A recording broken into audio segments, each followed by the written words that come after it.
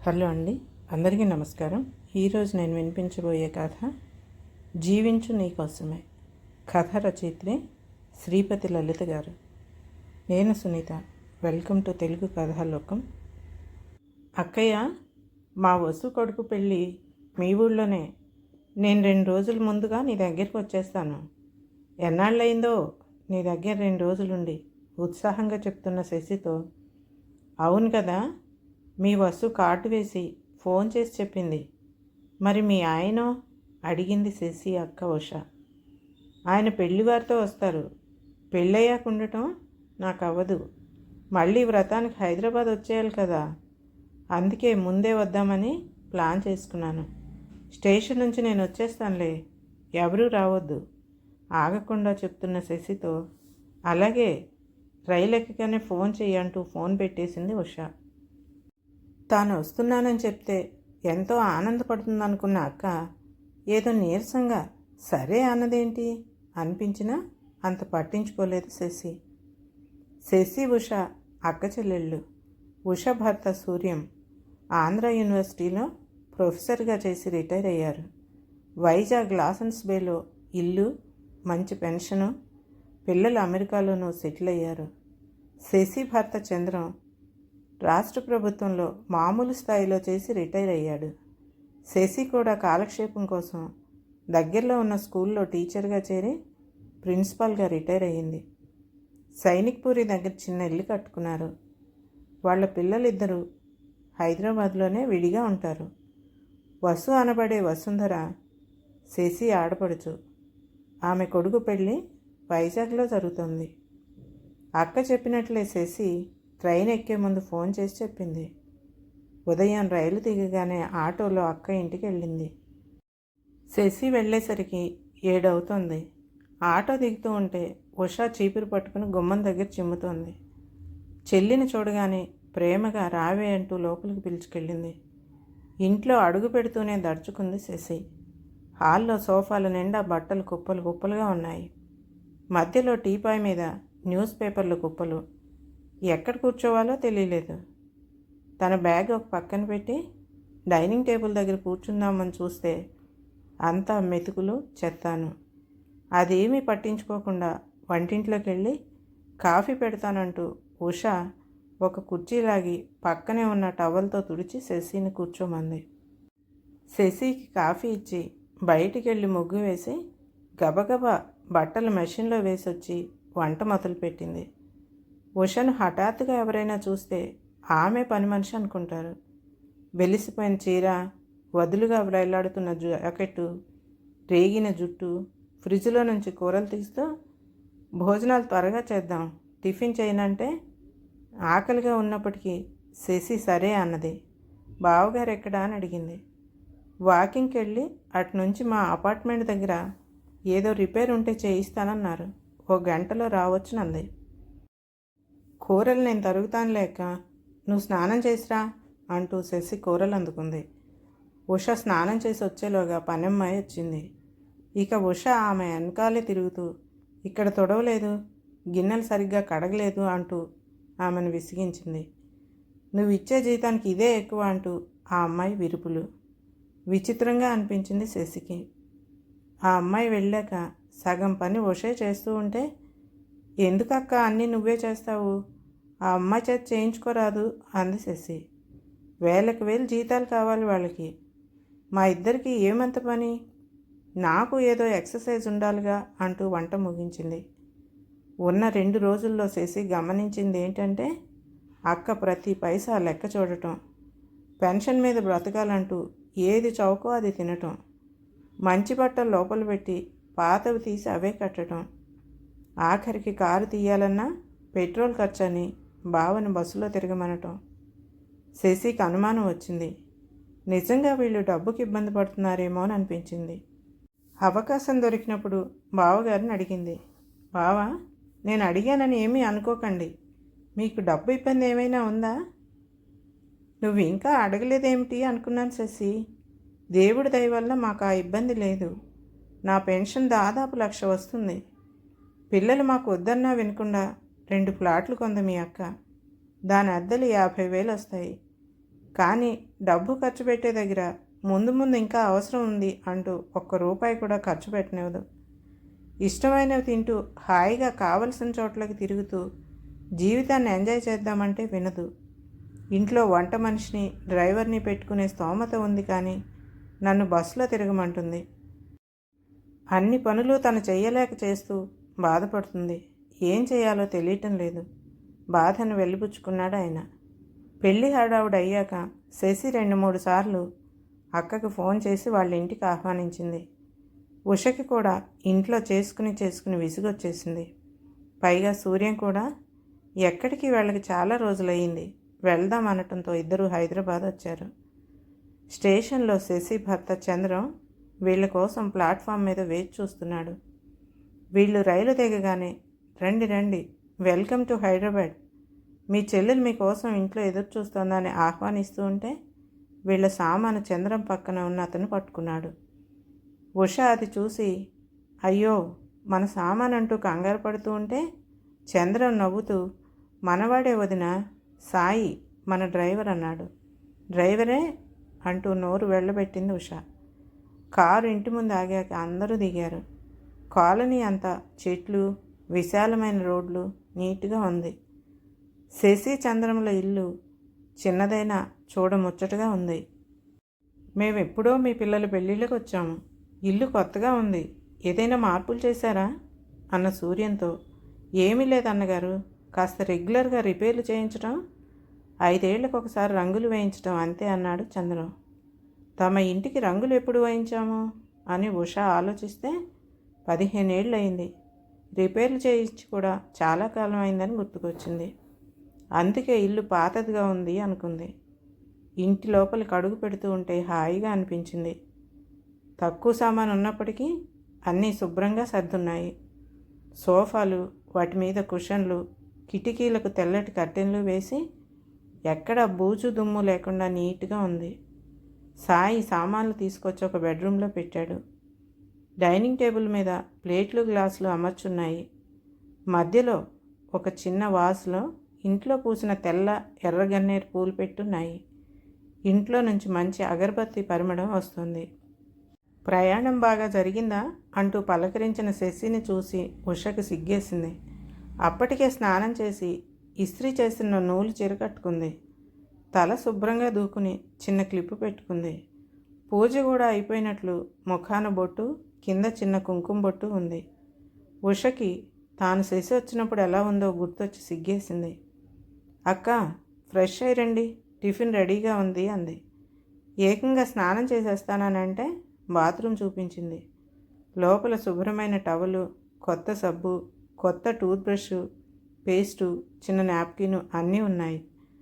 Bathroom కూడా మంచి freshener వాసన వస్తూ మెరుస్తోంది. ఉషా సూర్యం స్నానాలు చేసి తయారై వచ్చేసరికి టేబుల్ మీద టిఫిన్లు పెట్టి ఉంచేశారు. ప్రయాణం చేసి వచ్చారేమో, ఇద్దరికీ ఆకలిగా ఉంది. శశి చంద్రం కూడా కూర్చున్నారు. అందరూ కూర్చోగానే ఒక ఆమె 35-40 సంవత్సరాల మధ్యలో ఉంటుంది. ఇడ్లీ, వడ, చట్నీ, సాంబార్ అన్ని ప్లేట్లలో, గిన్నెల్లో సర్దిపెట్టింది. చూస్తే పనమ్మాయిలా లేదు. ఎవరి అమ్మాయి అని అడగటానికి సంశయించి, ఇంత ప్రొద్దుటే హోటల్ నుంచి తెప్పించావా శశి ఆశ్చర్యంగా అడిగింది ఉష. హోటలా? నా చెల్లికత్తె సువర్ణ ఉండగా హోటల్ ఎందుకు దండుగా? సినీ ఫక్కీలో అంది శశి. అందరూ నవ్వేశారు. టిఫిన్ తిని లేచేలోగా అందరికీ కాఫీ తెచ్చింది సువర్ణ. వీళ్ళు కాఫీ తీసుకుని సోఫాలో కూర్చుని కబుర్లు చెప్పుకుంటూ ఉంటే సువర్ణ బల్ల అంతా సర్దేసింది. ఈలోగా సాయి కూడా వస్తే వాళ్ళిద్దరూ టిఫిన్ తిన్నాక సువర్ణ వంటింట్లోకి వెళ్ళింది. సాయి వచ్చి సార్ వెళ్ళనా అని అడిగాడు. చంద్రం శశి వంక చూసి వెళ్ళు సాయి, ఇంకా ఈవేళ అవసరం లేదు, మేము రెస్ట్ తీసుకుంటాం అన్నాడు. అతను సువర్ణతో చెప్పి వెళ్తుంటే ప్రశ్నార్థకంగా చూస్తున్న అక్కతో, సాయి సువర్ణ భర్త, అతను ఆటో నడుపుతాడు, మాకు కావాలంటే కారు డ్రైవింగ్ కూడా వస్తాడు అంది. సువర్ణ కూడా 1 గంటలో చకచక అన్ని పనులు చేసి వండిన వంట అంతా కంచాలు, గ్లాసులతో సహా బల్ల మీద పెట్టి, అమ్మా నేను వెళ్తాను, సాయంత్రం త్వరగా వస్తాను అంటూ వెళ్ళిపోయింది. అన్ని పనులు ఆ అమ్మాయి చేస్తే నువ్వేం చేస్తావు? నవ్వుతూ అడిగిన అక్కతో, 30 ఏళ్ల బట్టి ఇంట్లో పని, స్కూల్ పిల్లల పని చేసి అలసిపోయానక్క. ఉద్యోగ విరమణ అంటే పూర్తి రిటైర్మెంటు. నాకు నచ్చిన సినిమాలు చూస్తాను, పుస్తకాలు చదువుతాను, ఫ్రెండ్స్తో మాట్లాడతా, నాకు నచ్చినట్టు ఉంటా. మరి సువర్ణ అంతా చేస్తోందిగా, జీతం ఎక్కువ ఇస్తావా అన్న ప్రశ్నకు చంద్రం సమాధానం చెప్పాడు. సాయి సువర్ణలకు 2 పిల్లలు. వాళ్ళిద్దరూ శశి స్టూడెంట్స్, చాలా బాగా చదువుతారు. మొదట సువర్ణ మా దగ్గర పనికి చేరినప్పుడు వాళ్ళకి స్కూల్లో చదివించే శక్తి లేక గవర్నమెంట్ స్కూల్లో చదివేవారు. శశి తన స్కూల్ వాళ్ళతో మాట్లాడి ఫీజు తక్కువ చేయించింది. ఆ ఫీజు కూడా శశినే కట్టేది. ఇప్పుడు సువర్ణ కూతురు బీటెక్ చేసి విప్రోలో ఉద్యోగం చేస్తుంది. కొడుకు ఎంబీబీఎస్ 3వ సంవత్సరం. ఇప్పటికీ వాడి చదువుకు సాయం చేస్తుంది. సువర్ణ జీతం నెలకి 10,000 అంటే కళ్ళు తేలేసింది ఉష. 10,000? మీ ఇంట్లో డబ్బులు చెట్లకు కాస్తున్నాయా? ఎగతాళిగా అడిగింది. చెట్లకు ఏం కాస్తున్నాయో చూసావాక? మా ఇంట్లో అన్ని కూరలు పళ్ళు కాస్తాయి. ఆ పని కూడా సువర్ణే చేస్తుంది. ఉదయం ఇంట్లో కాఫీ నుంచి అన్ని పనులు తనే చేస్తుంది. సరుకులు చూసుకుని కావాలంటే తేవటం, బట్టలు సర్ది అవసరమైన ఇస్త్రీకి ఇవ్వటం, ఒకటేంటి సమస్తం చేస్తుంది. మా పిల్లలు శనాదివారాలు ఇక్కడికి వస్తే వాళ్ళకి ఇష్టమని కారపూస, బూందీ లాంటివి కూడా చేసి డబ్బాల్లో పెడుతుంది. అసలు సువర్ణ ఒక్క పూట రాకపోతే నాకు గడవదు. ఆ అమ్మాయి మా ఇంట్లో ఒక భాగం. పిల్లల పెళ్ళిళ్ళకి, పురుళ్ళకి ఎంత చేసిందో చెప్పలేను. సాయి ఆటో కొనుక్కున్నాడు, కానీ మేము ఎప్పుడు రమ్మంటే అప్పుడు వస్తాడు. డబ్బులు అడగడు, ఇచ్చినా తీసుకోడు. అందుకే అన్నీ కలిపి సువర్ణ జీతం అంతా అంది శశి. మరి మీకు వచ్చే పెన్షను? ఉషా నసుగుతూ ఉంటే, మా 2 పెన్షన్లు కలిపి బావగారి కంటే తక్కువే అక్క, కానీ మాకు సరిపోతుంది.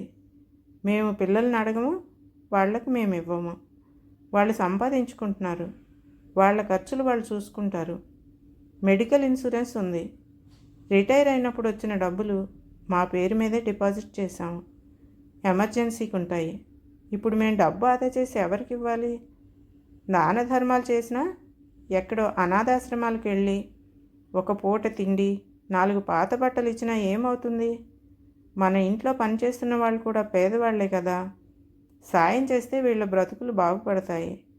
దానికి తగ్గ ఫలితం మనం కళ్ళారా చూడొచ్చు. మనం డబ్బు దాచి పిల్లలకి ఎంతనిస్తామో దానికి లిమిట్ ఏముంది? చదువు చెప్పించాము, వాళ్ళు సంపాదించుకుంటే వాళ్ళకి డబ్బు విలువ తెలుస్తుంది. శశి చెప్పింది విని సూర్యం కూడా, నువ్వు చెప్పింది 100% నిజం శశి. ఎక్కడికో వెళ్ళి తెలియని వారికి సాయం చేసే కంటే నీ ఎదురుగా ఉన్న వీళ్ళకి చెయ్యటమే కరెక్ట్ అన్నాడు. ఈ మాటలు విని ఉష ఆలోచనలో పడింది. శశికి కావాల్సింది కూడా అదే. భోజనాలు అయ్యాక అందరూ కాసేపు విశ్రాంతి తీసుకుని లేచారు. మళ్ళీ సువర్ణ వచ్చి పకోడీలు వేసి టీ పెట్టించి సాయంత్రం వంట కూడా చేస్తుంది. శశి వైజాగ్లో ఉన్న కాసేపు తన ఇంటి పనని, వంట పనని ఒక్క నిమిషం కూడా కూర్చుని కబుర్లు చెప్పకుండా విసుగ్గా తిరిగిన విషయం గుర్తొచ్చింది ఉషకి. ఇక్కడ శశి చక్కగా తమతో కూర్చుని స్థిమితంగా కబుర్లు చెప్తుంది. సాయంత్రం స్నానాలు చేసి బయట కుర్చీలు వేసుకుని కూర్చున్నారు 4. సువర్ణ చెట్లలో పాదులు సరిచేసి ఆకులు తీసి శుభ్రం చేసింది. సన్నజాజి పూలు కోసి శశికి ఇస్తే దండ కట్టి అక్కకి ఇచ్చి తాను పెట్టుకుంది. వీళ్ళు కబుర్లు చెప్పుకుంటూ ఉంటే బయట మోటార్ సైకిల్ ఆగింది. ఒక అబ్బాయి, అమ్మాయి లోపలికి వచ్చారు. గుడ్ ఈవినింగ్ టీచర్ అంటూ. సువర్ణ పిల్లలు జ్యోతి, దీపు అంటూ పరిచయం చేసింది శశి. దీపు అన్న అతను చంద్రం చేయి పట్టుకుని పల్స్ చూస్తూ, మందు వేసుకున్నారా? బీపీ కొంచెం ఎక్కువగా ఉంది. చుట్టాలు వచ్చారని అన్నీ పక్కన పెట్టేస్తున్నారా టీచర్ అంటూ శశి వంక చూశాడు. పర్లేదులే దీపు, ఒకరోజు తింటే ఏమీ అవదు మీ సార్కి, వదిలే అని. ఈ మధ్య చంద్రానికి కొంచెం బీపీ పెరిగింది. పిల్లలు దీపుకి అప్పచెప్పారు. తనేమో మరీ స్ట్రిక్ట్ నవ్వుతూ అంది శశి. బల్ల మీద పకోడీలు ఉన్నాయి, ఇద్దరూ తినండి. దీపు, నీకు పరీక్ష ఉన్నట్లుందిగా రేపు, ఇంటికెళ్ళి శ్రద్ధగా చదువు అన్న శశిని చూసి అలాగే టీచర్ అంటూ లోపలికి వెళ్ళారు ఇద్దరు. ఇదంతా వింతగా ఉంది ఉషకి. ఇదేంటే తల్లి, ఆ కుటుంబం మొత్తాన్ని నువ్వు దత్తత తీసుకున్నావా ఏంటి? ఈ రకంగా దోచిపెడుతున్నావు అంది ఉష. దీపు ఉండబట్టే మొన్న చంద్రానికి పెద్ద ప్రమాదం తప్పింది. సరిగ్గా సమయానికి హాస్పిటలే తీసుకెళ్ళాడు. లేకపోతే తనకు పెరిగిన బీపీకి హార్ట్ అటాక్ వచ్చేది. మా పిల్లలు ఇక్కడే ఉన్నా వాళ్ళ ఆఫీస్ పనులు వాళ్ళవి. అదీ కాక సువర్ణ కుటుంబం మమ్మల్ని చూసుకుంటారనే ధైర్యం. మాకు కూడా పిల్లల దగ్గర ఆ హడావుడిలో ఉండే కంటే ఇక్కడ ప్రశాంతంగా ఉండటమే ఇష్టం. కుదిరినప్పుడు మేము వెళ్తాం, వాళ్ళు వస్తారు. ఓపిక ఉన్నంత వరకు ఇలా ఉంటేనే నయం. నేను చెప్పానని బాధపడకు కానీ అక్క, మొన్న వచ్చినప్పుడు చూశాను. పని ఆమెకి ఇంకో 1000 ఇవ్వాలని అన్ని పనులు నువ్వే చేసుకుని అలసిపోతున్నావు కదా. మంచి చీరలు పాడవుతాయని బీరువాలో పెట్టి పిచ్చి పిచ్చి కడుతున్నావు. ఎప్పుడు కట్టుకుంటావు అవన్నీ? నిజంగా మనకి ఏమన్నా అయితే అవన్నీ ఎవరికో ఒకరికి పనిచేయటమే కదా. మీరు కారులో తిరిగే స్తోమత ఉంది, కానీ బావగారిని బస్సులో వెళ్ళమంటావు. ఆయనకు కూడా వయసు పెరిగి ఓపిక తగ్గలేదు. కూరలు ఇంటి పక్కనే పెద్ద షాపులో రేట్ ఎక్కువని మార్కెట్కు పంపుతావు. ఇద్దరికి ఎంత ఎక్కువ? పక్క షాపు వాడు కూడా బ్రతకాలి కదా. మీ పిల్లలు అమెరికాలో సెటిల్ అయ్యారు. నువ్వు కొన్న ఆ ఫ్లాట్స్ వాళ్ళకి అక్కర్లేదు. నువ్వు ఉన్నన్ని రోజులు వాటిని చూస్తావు, తర్వాత ఎలాగూ అమ్మేసేదే. ఆ మాత్రానికి రిపేర్లని అదని ఇదని నువ్వెందుకు హైరాణ పడాలి? కావాలంటే ఆ ఫ్లాట్లో నువ్వే ఉండు. పెద్ద ఇల్లు చేయలేమంటే అమ్మేయండి. రూపాయి కూడబెట్టి అవసరం లేని పిల్లలకి ఇచ్చే కంటే ఆ డబ్బుతో నువ్వు బావగారు హాయిగా సుఖంగా ఉండండి. కావలసిన ప్రదేశాలకు తిరగండి, దాన ధర్మాలు చేయండి. ఇలా అవసరమున్న పేద పిల్లల్ని చదివిస్తే పుణ్యం పురుషార్థమును. నేను ఈ మధ్య శ్రీ మహేష్ సాయి రాసిన ఒక వ్యాసం చదివాను. Indian senior citizens are dying rich but not living rich అన్న దాని ప్రకారం మన ఇండియాలో ఉన్న వయోవృద్ధులు చాలామంది డబ్బున ఖర్చు పెట్టగా పేదగా బ్రతికి చనిపోయాక ఆ ధనం పిల్లలకి ఇవ్వాలని దాస్తున్నట్లు తెలుస్తుంది. ఆదా చేయటం, ఆస్తులు ఏర్పరచుకోవటం మంచిదే, చెయ్యాలి కూడా. కానీ ఆ ఆస్తులు నువ్వు అనుభవించకుండా ముందు తరాల కోసం దాచటం అవివేకం. పిల్లలకు ఇవ్వాల్సిన ఆస్తిని ఇచ్చేసే, అది ఉంచుకుంటారా అమ్ముకుంటారా అనేది వాళ్ళ ఇష్టం. నువ్వు దానికి కాపలదారుగా ఉండొద్దు. జీవించినంతకాలం హాయిగా ఉండు. నువ్వు తిను, నలుగురికి పెట్టు. ఎవరి సంతోషం కోసమో కాదు, నీ తృప్తి ఆనందం కోసం, నీ కోసం జీవించు. నువ్వు కూడబెట్టిన డబ్బు నువ్వే అనుభవించు. ఆగి అక్క వంక చూసింది శశి. తను అంటున్న దానికి కోపం వచ్చిందేమోననుకుంటూ. నిజమే శశి, పిల్లలు కూడా అదే చెప్తారు. మా సంపాదన మాకు చాలు, ఉన్న డబ్బుతో మీరు హాయిగా సుఖపడండి అని నిన్ను చూశాక నాకు అనిపిస్తుంది. 100కి 1000కి లెక్క చూసుకుని కష్టపడటం నిజంగా అవసరమా అని. ఒక్కసారిగా మారిపోవటం కష్టమే, కానీ నెమ్మదిగా మా సుఖానికి డబ్బు ఖర్చు పెట్టడం మొదలు పెడతాను అన్న ఉషను చూసి, చంద్రం, ఇక్కడ ఏదో పెద్ద మాల్ ఉందట, రేపు అక్కడికి వెళ్ళి 4 జతల బట్టలు షూసు కొని దారిలో హోటల్లో భోంచేసి అంటున్న సూర్యాన్ని మధ్యలోనే ఆపి, మొన్ననేగా ఓ షర్ట్ కొన్నారు, ఇప్పుడు అవసరమా కోపంగా అంటున్న ఉషను బిత్తరపోయి చూస్తున్న సూర్యాన్ని చూసి పక్కపక్క నవ్వింది ఉష. ఆమెతో జత కలిపారు అందరూ. కథ సమాప్తం. ఈ కథ కనుక మీకు నచ్చినట్లయితే లైక్ చేయండి, షేర్ చేయండి, మరియు సబ్స్క్రైబ్ కూడా చేయండి.